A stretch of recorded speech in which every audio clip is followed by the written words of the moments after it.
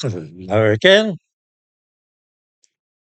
About 15 years ago, some people in Britain, chiefly left wing academics, came up with an idea which they felt would spike the guns of those ordinary people in Britain who were horrified to see their country becoming filled with immigrants from Africa and Asia.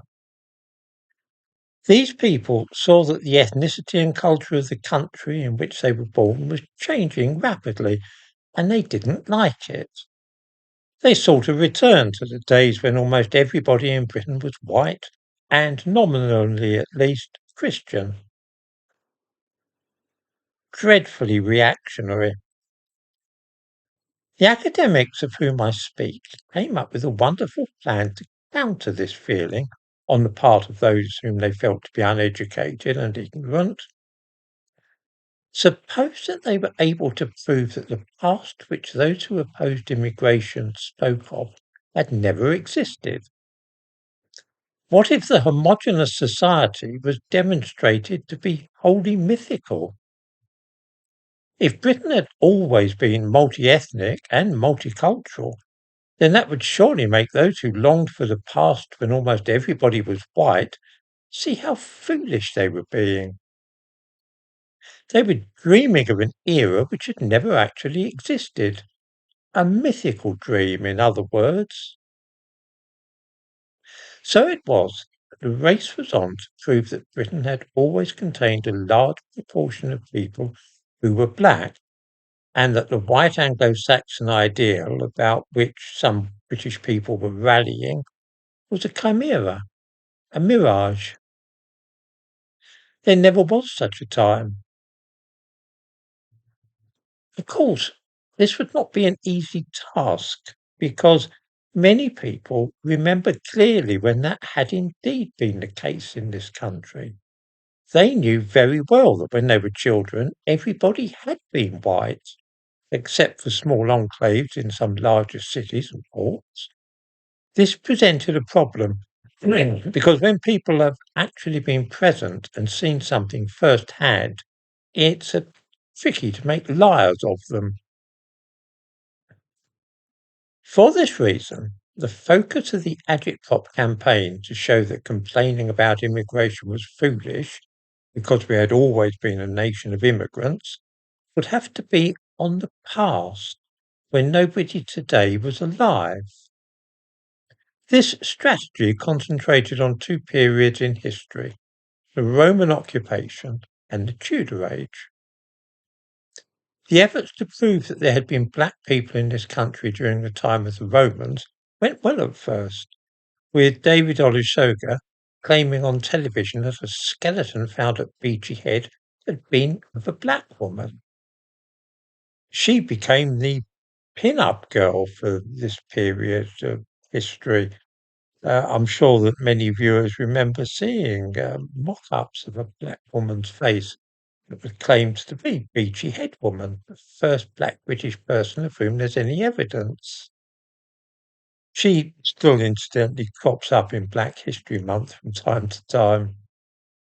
Of course, recent DNA tests show that she was nothing of the kind, but this has not stopped this part of the campaign to rewrite our history. The Museum of London is due to reopen in its new site at Smithfield in the summer, and we are in for a real treat in the recreated domestic interiors.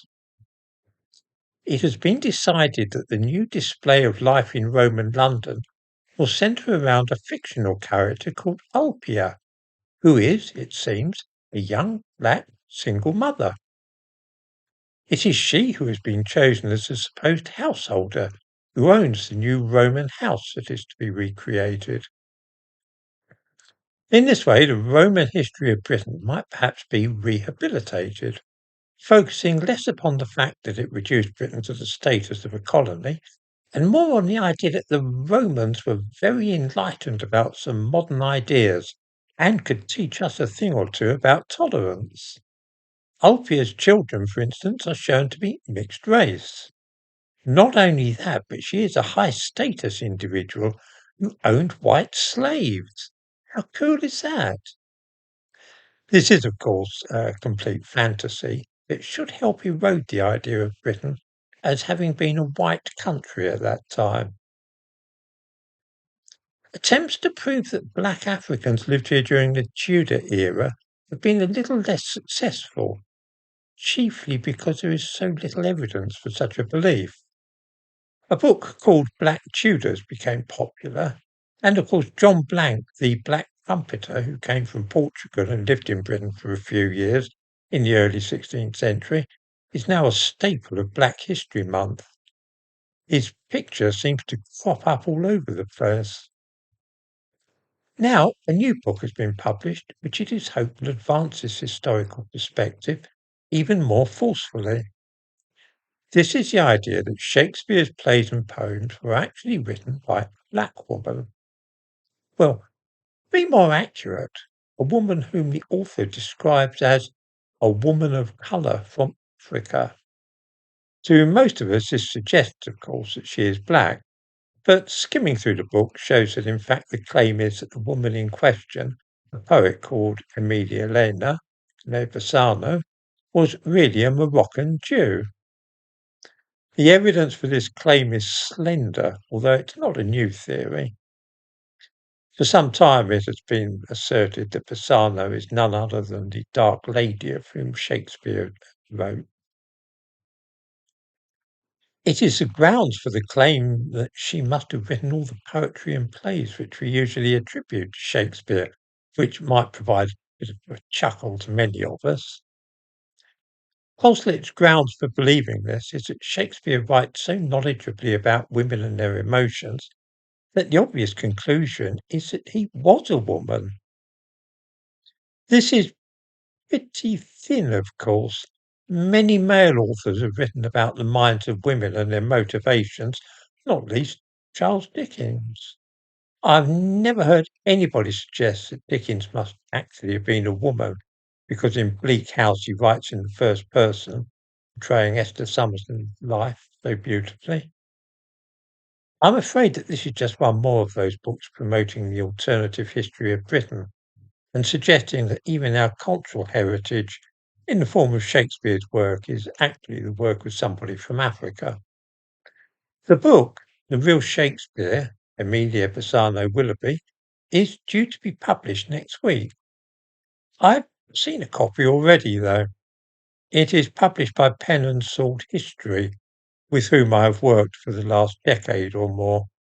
They've published a dozen of my books. I'll give a link to this new book in the description to this video.